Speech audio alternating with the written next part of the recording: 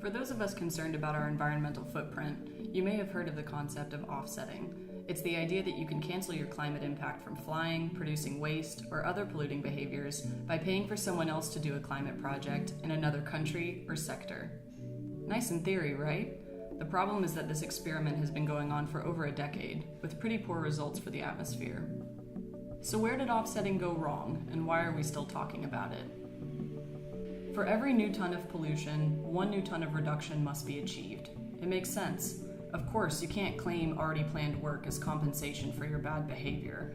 That's the equivalent of not studying, then claiming credit for someone else's homework. This was the case for offsets coming from projects that made coal plants more efficient. These projects were started for many other reasons, like government requirements to be more efficient, not in response to people wanting to offset their emissions.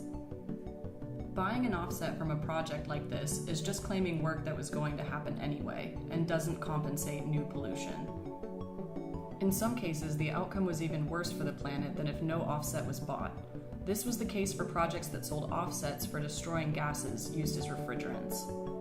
It was so profitable to sell the offsets that some plants increased their production so they could destroy more of it and sell offsets to unassuming buyers. You think you cancel out your pollution. In reality, both you and the project add pollution to the atmosphere. Ouch. Finally, some of these offsets come from projects that violated human rights, coal and hydro dam projects that ruined living conditions for local communities. After so many missteps, it's no wonder this led to the European Union restricting the types of offsets they bought.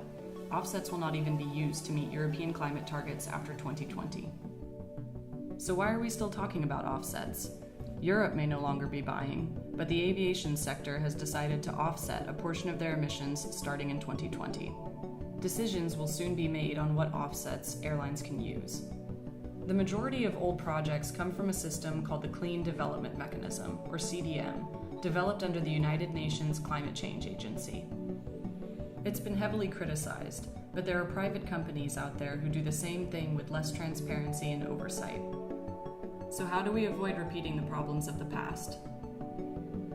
In the short term, to avoid the problem of claiming projects that were already planned, we need to get out with the old and in with the new. No projects before 2020 should be claimed for airline pollution after 2020. Crucially, to protect people and the planet, the airline sector should adopt restrictions to avoid bad offset projects.